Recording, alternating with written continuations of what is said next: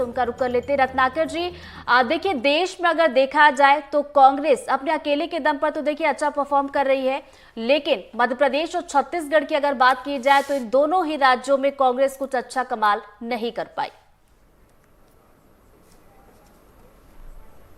देखिए, मध्य प्रदेश के संदर्भ में एक बात बहुत स्पष्ट है कि कांग्रेस पार्टी यहाँ पर काफ़ी हद तक डिमोरलाइज हो चुकी थी।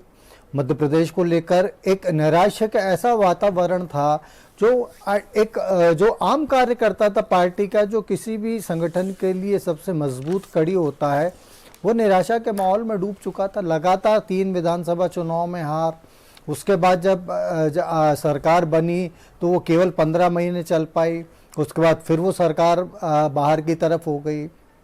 उसके बाद में जब चुनाव का समय नज़दीक आया तो पता चला कि एक के बाद एक पार्टी के बड़े नेता पार्टी को छोड़कर चले जा रहे हैं।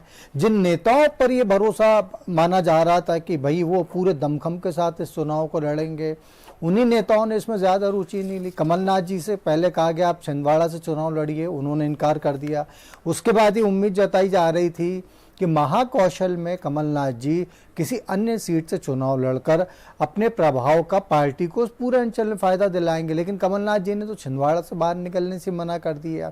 दिग्विजय सिंह जी राजगढ़ में उन्होंने जिस हिसाब से चुनाव की शुरुआत की थी, उसके बाद ये लगा था कि 2018 के विधानसभा चुनाव में जिस तरीके से उन्होंने पंगत पे संगत अभियान चलाया था, पूरे मध्य प्रदेश में घूम घूम कर कांग्रेस की जीत की ज़मीन जो तैयार की थी, हो सकता है कि इसी किस्म का कोई उनका तजुर्बा या उनके कोई प्रयोग जो है लोकसभा चुनाव में पार्टी को मदद करे। लेकिन दिग्विजय सिंह जी भी जल्दी समझ गए कि राजगढ़ में स्थिति उनके लिए पहले जैसे अनुकूल नहीं रही है, और यही वजह थी कि उन्होंने वहाँ की जनता से ये इमोशनल अपील कर ली थी कि मेरा आखिरी चुनाव है।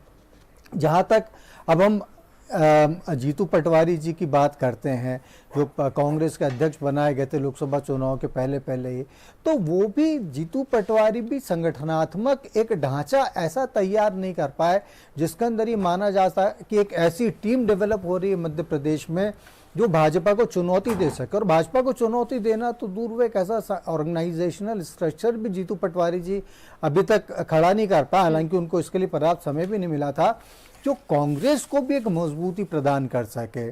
तो ये जब इस तरीके की चीज़ें एक के बाद एक होती चली जा रही हैं तो निश्चित रूप से उसका असर सारे देश से उलट कांग्रेस की मध्य प्रदेश में संभावना के खिलाफ जाना स्वाभाविक था। अब जहां तक आपने बिल्कुल रत्नाकर जी, और वो दिख भी रहा है रुझानों में। तो वहां पर भी आप देखिए प्रदीप अहिरवार जी जुड़ रहे हैं, कांग्रेस प्रवक्ता हैं।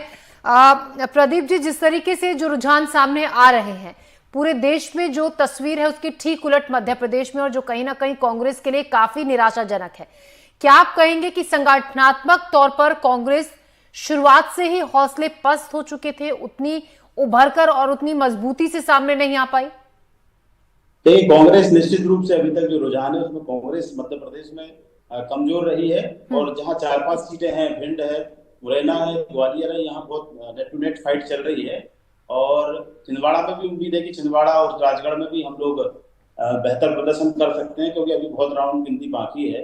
बाकी पूरे देश में जो माहौल है, जो मोदी जी ने और एग्जिट पोल ने जो माहौल बनाया था देश में 2 दिन पहले, आज वो माहौल कहाँ गया?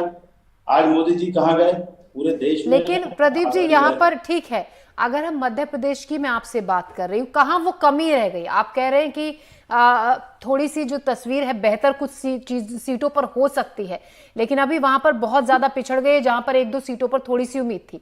कहाँ वो कमी रह गई, और क्या वो कमी आपके हिसाब से आप देखते हैं?